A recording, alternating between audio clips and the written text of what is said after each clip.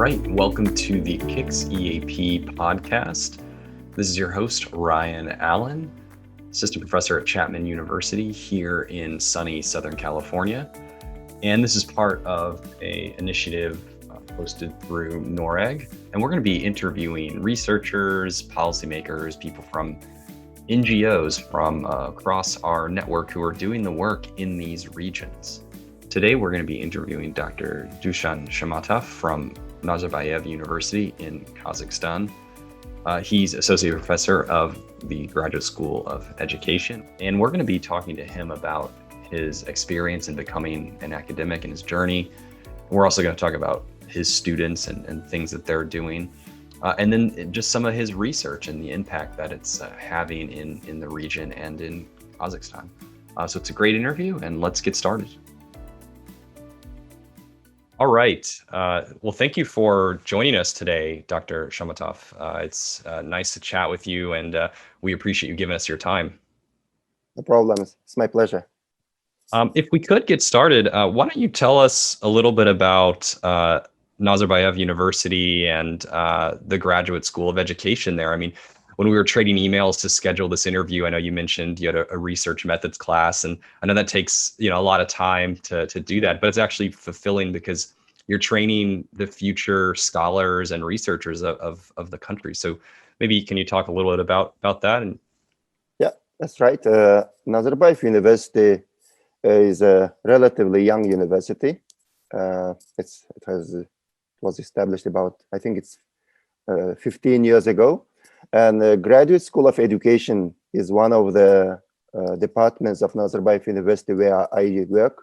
Actually, I joined Nazarbayev University in 2013, and it was the first year when our school started offering master's and PhD programs in educational leadership.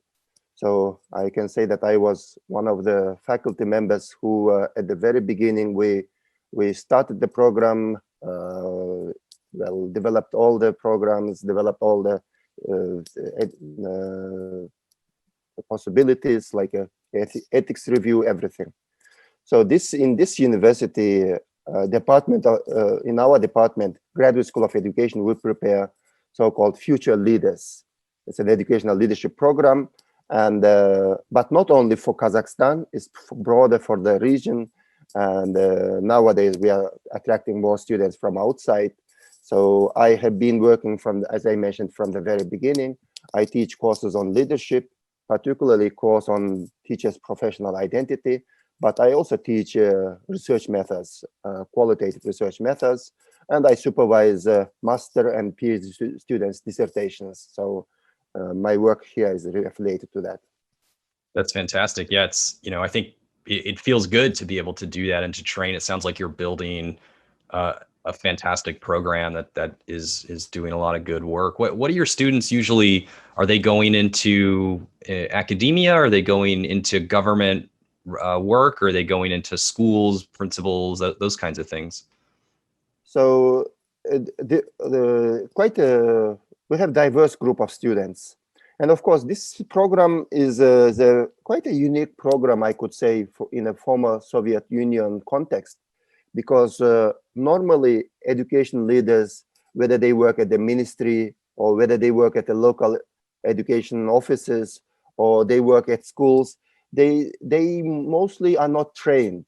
They just become, as a virtue of their being successful in the job, they are promoted and they become like they will start working at the ministry. But unfortunately, many of them do not have a very strong conceptual, theoretical, and research-based knowledge and expertise. So our school is really preparing our students to gain expertise in research as well as in leadership, so they can really implement leadership at different levels. So we have programs on higher education. We have a master's program in higher education, master's program in inclusive education, master's program in multilingual education, and master's program in school leadership. So in a way, we attract students from different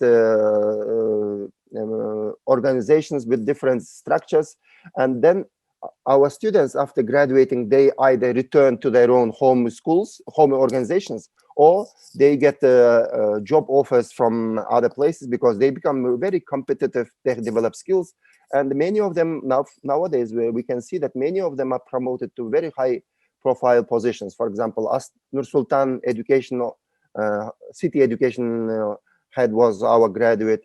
Nowadays, under the ministry, there is information analytics center, very top prestigious organizations. The head recently, our doctoral graduate of our doctoral program has been promoted to be head of it. And also there is a nationwide public teacher training institutions. So head of it is also just recently another doctoral graduate has been promoted to that. So you can see that I think our graduates are getting recognition because of their skills, because of their knowledge, and many of them are working very successful. Of course, I cannot say that all 100% of them are working very successful as change agents, but majority of them are doing quite good job.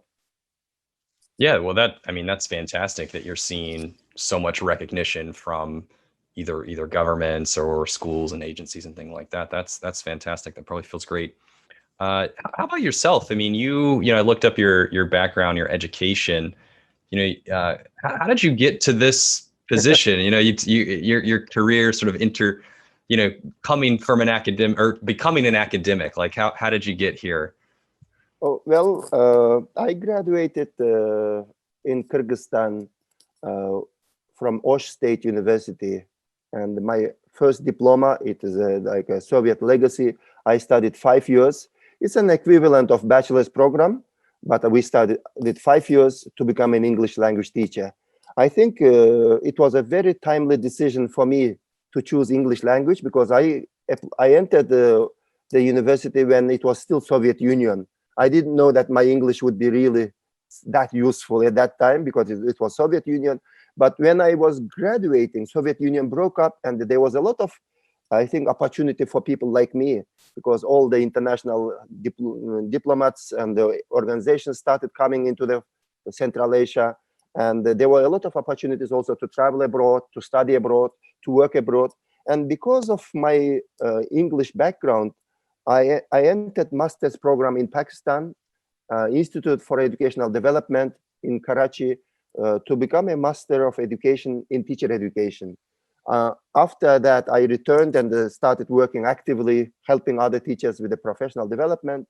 Then I applied, I got a chance to compete, and I won a contest to study in Canada at the University of Toronto.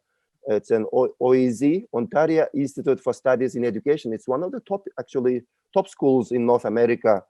I know. Yeah, OISE. I know OISE, and there's a lot of great scholars from OISE. I know some people who are there now, or people who've graduated and gone on to some great things. So absolutely, yeah, I think our audience will know OISE for sure. And Ryan, actually, before I chose OISE, I had a choice. I had a dilemma to choose OISE Canada or to choose number one or number two in the world ranking Oxford University, because I wanted 2 grants, one from European Commission, another is from CIDA. CIDA is the audience may know it's a Canadian International Development Agency, analogy of American USAID. So I had these 2 grants. I had to choose to either UK Oxford or University of Toronto Canada, OISE. Well, I thought a lot, and at the end I chose Canada because of I think exactly because I read before making a decision, before going to Canada, while studying in Karachi, I read the books of the well-known scholars from Canada, from University of Toronto, such as Michael Fullan, Andy Hargreaves, Stephen Anderson. So I knew that I would be meeting them, and of course, when I came to Canada, I saw them in the elevator. They were just common, ordinary people, and it was quite an unforgettable experience for me to be able to interact, to chat, to talk to people whom I was thinking these are the giants of education. Oh, that's fantastic. Yeah, it's always great. I'm taking some grad students recently to a conference, and they had kind of the same experience. You read these people, you see them in a book form or in a journal, and suddenly they're real. And then, OISE, it's not just real. You're not just seeing the conference. You're literally sitting there in a classroom with them, or we're seeing them every day. So yeah, that's what a wonderful experience. And when you graduated from there, was your goal to return to the region, or were you kind of looking globally, or where were you thinking then? At that time, there were many people who were suggesting that you are studying in Canada, apply for citizenship. It's so easy. 4 years, you can get this permanent citizenship, and then this is such a great opportunity. But I consider myself as one of the few people who are idealistic, who thinks that, well, I got a lot from my society, from my community, and I owe something back.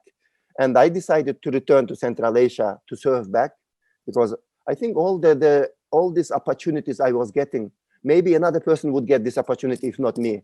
Then you feel kind of a need to serve back, and that really pushed me to come back to Central Asia, because in Canada I would be one of the millions of the doctor of education because of, I think, but in Kyrgyzstan I thought maybe someone might benefit from my work, from my service, from my ideas.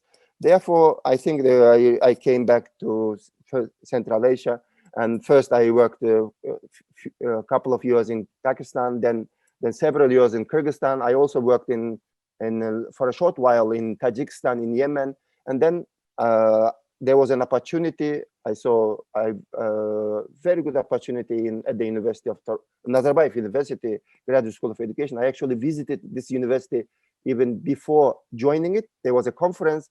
I saw the magnitude, I saw the goals, ambitions of this university, and then I said, well, this is almost 100% match between what I studied in Canada, what I studied in Pakistan, and what this university is trying to do, because there were many other opportunities to really be an academician, to really implement all my research ideas, to teach research, to do research, and to work with other people to share my knowledge. Of course, in my previous jobs, there was opportunity to teach here and there, but also to do research on my own. But there was no really academic work. Therefore, I think this opportunity came, and I applied. But it was very tough competition. There were 4 layers of interviews, and I think probably I would think that because I got education in Canada at OISI, that was one of the main factors why I was selected to work at Nazarbayev University. Wow, yeah, I think that's pretty noble to think like, all right, well, I have this opportunity to maybe stay in Canada, but you know what? I owe it to the people who maybe are coming up that are like me, that maybe they can't all go to Canada or some other country. And if you're bringing that to the region, you're able to sort of help even more people spread the ideas or make a bigger impact. So yeah, that's fantastic.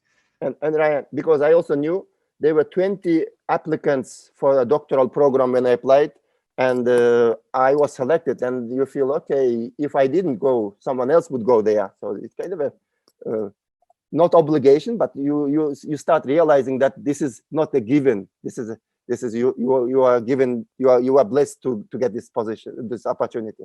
Yeah, that's fantastic.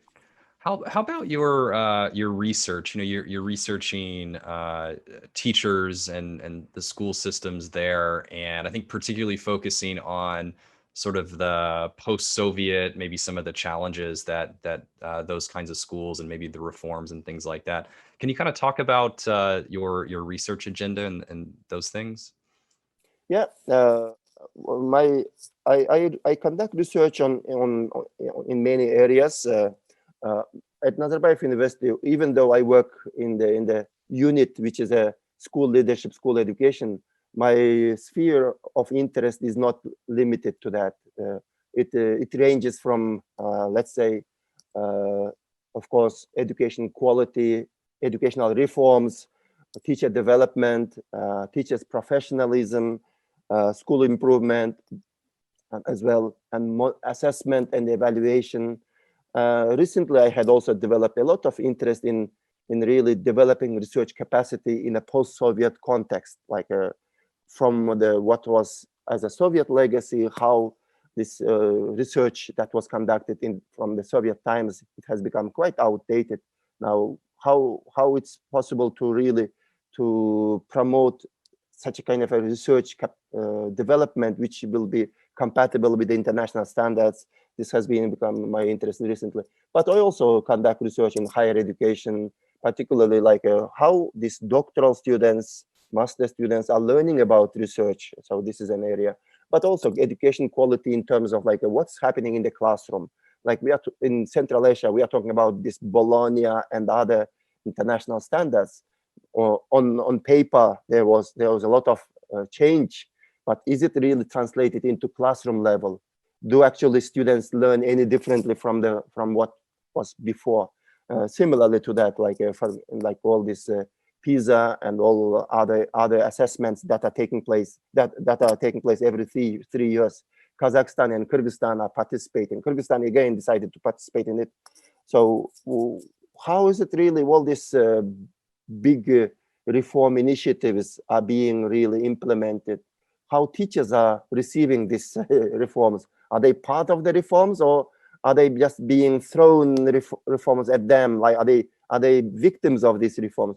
These are the ideas that I conduct myself, but I also supervise my students who conduct research in these areas. Very interesting research. I get so fascinated when I see students also get excited and conduct research in these fields. But also one more, I have a lot of passion for educational equity, topic of the equity, like how like a lower social income families or how rural area kids, are they getting education that they deserve? Is there any obstacle? So what can be done at the policy level if there is any inequity issue? So these are my research interest areas. Yeah, that's great. I in my classrooms sometimes, especially maybe my students who are a little bit younger, like my undergrads, I also teach undergrads as well as doc students. And sometimes when my undergrads are learning about some of these education inequalities and these issues, and they're like, why can't anything change, or how can we get it to change? And I sometimes have to tell them, like, I don't know if I have the answer, if I can tell you.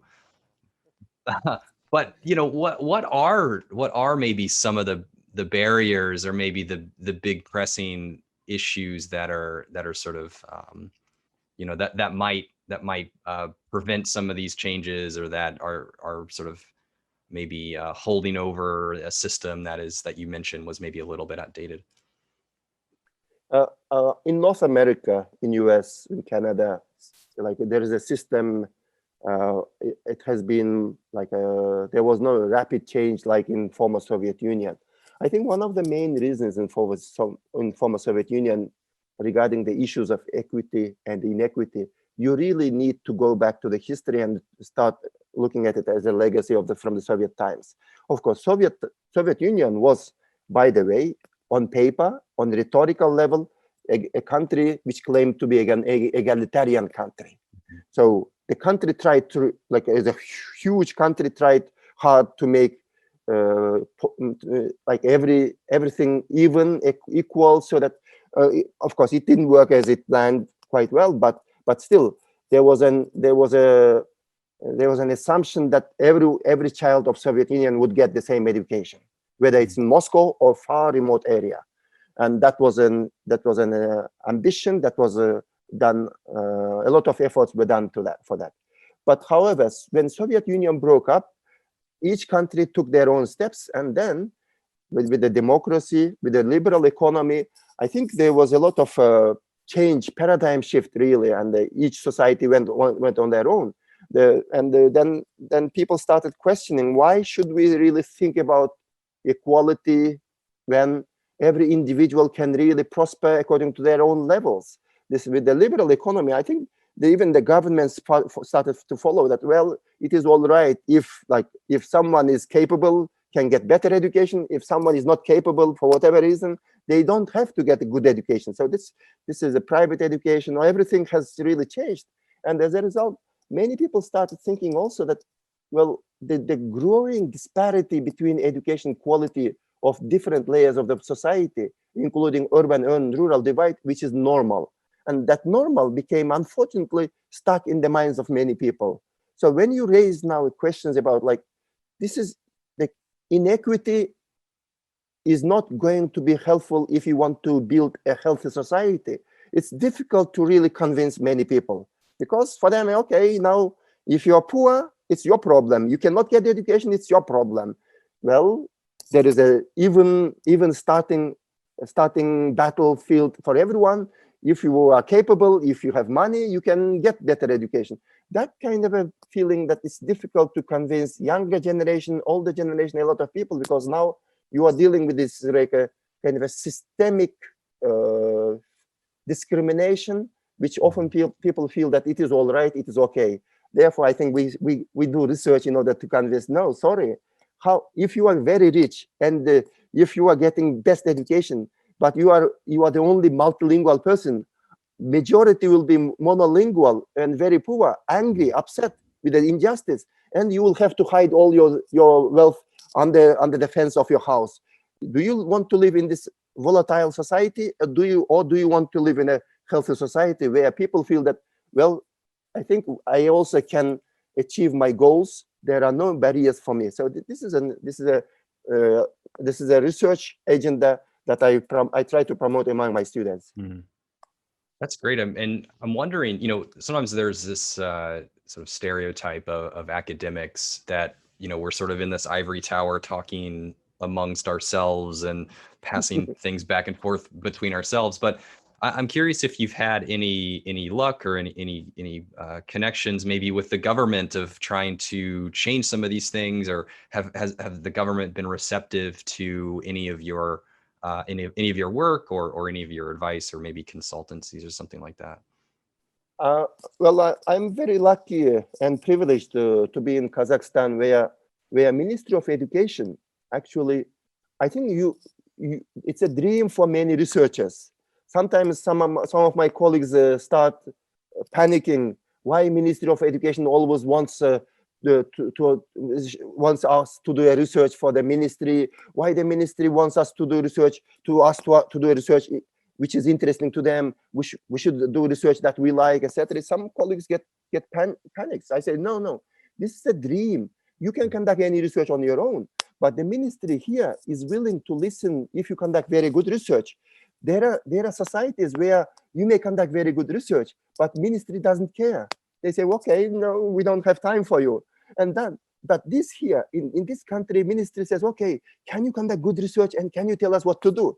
So I think, and they are ready for dialogue. And I think it's a dream for many people. It's just but also you feel responsibility. You need to conduct a very good research so that your research doesn't lead to the wrong path. In this regard, I think, but regarding equity, I will not be saying that this is my only, it is because I convinced and I did it, etc., etc. But I am very happy that in Kazakhstan, I think when I first came, probably it was not a big agenda in the ministry's big agenda. But for the last 3-4 years, it has become a very hot topic, so-called in Kazakhstan, these equity issues, like supporting rural education. A lot of donors started to come in and help to do that. Because I think maybe when I first came, kind of people were saying, okay, now even rural education it's a wealthy country. Rural education is also quality is good. How do you know quality is not good? So there was a lot of, I think, you could hear people saying that, well, everything is okay. If not okay, then it will be okay, kind of. But I think for the last 3 years, or maybe even 4 years, I'm so happy that people are raising openly and people are doing a lot of good work in terms of this equity. And for that, I'm very thankful. In broad other countries like Central Asia, like Kyrgyzstan, where I come from, or Russia, or Uzbekistan, Tajikistan, I think there are also realizations slowly coming in. But I think, unfortunately, either there is a lack of support, there is a lack of resources, or somehow there is a lack of really sometimes with the good ideas that are in the society are not backed up with a lot of work and the strategies, and as a result, the issues are still there. Yeah, that's great. I mean, I think you're even talking about, governments and politicians not listening. I mean, I'm in the United States, and I think we can be classified as potentially a country where that might be true, where they don't quite care what the academics are saying. One thing that caught my attention earlier when you were sort of going through your research agenda is you talked about sort of PISA is becoming something that people are paying attention to. What kind of responses has PISA gotten in the region and in Kazakhstan? Are people, is it outside of academia, or like in some countries where the media really gets a hold of these and starts sort of showing, the league tables and the comparisons and those types of things? Well, that's a brilliant question, and you are right. I think these are different people were receiving it differently. Kyrgyzstan, where I come from, participated in PISA twice, 2006 and 2009, but the results both times were really very bad. The students got the last positions, and then Kazakhstan started to participate in from 2009, then 12, 15, 18. But in Kazakhstan, I think it's you are right. I think sometimes journalists, public get excited when you show the league tables. But on the other hand, I think educators are using also PISA in order to convince for the need for the reform. Actually, Kazakhstan introduced a new curriculum reform in schools with the main slogan is a functional literacy. They were very successful to back up PISA result and show that, okay, look at these successful countries. They are educating their children to think and to use their knowledge, but we are still teaching our kids to memorize. Let's move from that. And they had been quite successful. But sometimes you are right. Some politicians, like it's in Olympic Games, they want immediate miracle and win the medals. But sometimes I think the ministry is under tremendous pressure to demonstrate quick jumps in the. I think the scholars need to really communicate with the politicians to make a dialogue that miracles in education don't happen like in sports. In sports, you can buy Brazilian football players, or maybe I don't know, and those Brazilian football players can win you a World Cup for at least not in football, in soccer, but maybe in indoor football that we see, or in wrestling, for example. You can not give a citizenship to a Iranian wrestler and you can win medals, but in education it doesn't work like that. So I think we need to really communicate these messages and have a dialogue with the politicians. Yeah, absolutely. It's like the Olympic Games, sort of the PISA, and then also sort of university rankings. Those are sort of the two Olympic Games of education that everyone's sort of playing with. So we're kind of coming to the end. This has been a really fascinating conversation. And just if we can leave the audience maybe with like one piece of writing from you, or even maybe from a colleague, whatever you think might be emblematic, or that is sort of that shows what you're working on, or represents what you're working. What would that be? And we can include that in the show notes. Any suggestions or recommendations? Very good question. I am thinking of two things. One is that is not published yet, but I need to work with my colleagues to publish. It is about a Bolashak program, Bolashak International Scholarship Program of Kazakhstan. For more than 25 years, Kazakhstan is really selecting and sending its most talented young men and women to the top universities abroad and fully funding them. At some point, they were also funding undergraduate students, but now it's mostly master's students and the doctoral students. And over 14,000 Kazakhstanis got education, and many of them returned and successfully are working in different fields. And we were tasked to conduct research on the effectiveness of this Bolashak program by the agency who conducts this, who is responsible for this program. And we were able to conduct really very good empirical research by using mixed methods. Also, we were lucky to get hold of the database of all these statistics of the returnees, Bolashak graduates, what kind of successes or challenges they are facing when they return to the society. We wrote a report, and we were allowed to do presentations, conference presentations, and also publications. the program is quite unique program. Of course, there are some other examples in Brazil and Eastern Europe, other countries, but the magnitude is huge, and it's a quite a remarkable contribution to the development of human resource in the country, human development. With the help of education, really, the society is trying to further improve its economy, which is quite a remarkable project. And unfortunately, I didn't have time with my colleagues to work on publication. That's one thing that we need to do it quite soon before data gets quite old. Another one that my colleague, Dr. Miravzal Tajik and Lyudmila Filipova, we are completing a study on quality of rural schools in Kazakhstan, quality of rural education in Kazakhstan. It's a huge research which is fully funded by Nazarbayev University. We traveled to different regions, parts, rural areas of Kazakhstan, and we collected quite a remarkable stories, insightful stories of what is actually happening in the rural schools. So we start already to publish that work, and I think this is somehow related to the earlier our interest of equity of education. So these two pieces so far. Of course, there are many others. Maybe for now I can share about these two pieces of work. Yeah, that sounds fantastic. When those get up, definitely share those with me, and we can send them out to our audience. So, I just want to thank you, Dr. Shamatov. It's been wonderful chatting with you, and let's stay in touch. Maybe schedule another chat when we can in the future. And this concludes our KIX EAP podcast, which we release every first Wednesday of the month. Of course, the opinions expressed on the KIX EAP podcast are solely those of the host and the guest. The KIX EAP podcast is made possible by KIX, which stands for Knowledge and Innovation Exchange. KIX is an initiative of the Global Partnership for Education. Globally, KIX is administered by the International Development Research Center in Canada. NORAG in Geneva hosts one of the 4 regional hubs of KIX. Find us on the NORAG or GPE KIX websites. You can subscribe to the KIX EAP podcast, newsletter, and webinar series, and also learn about KIX global and regional projects.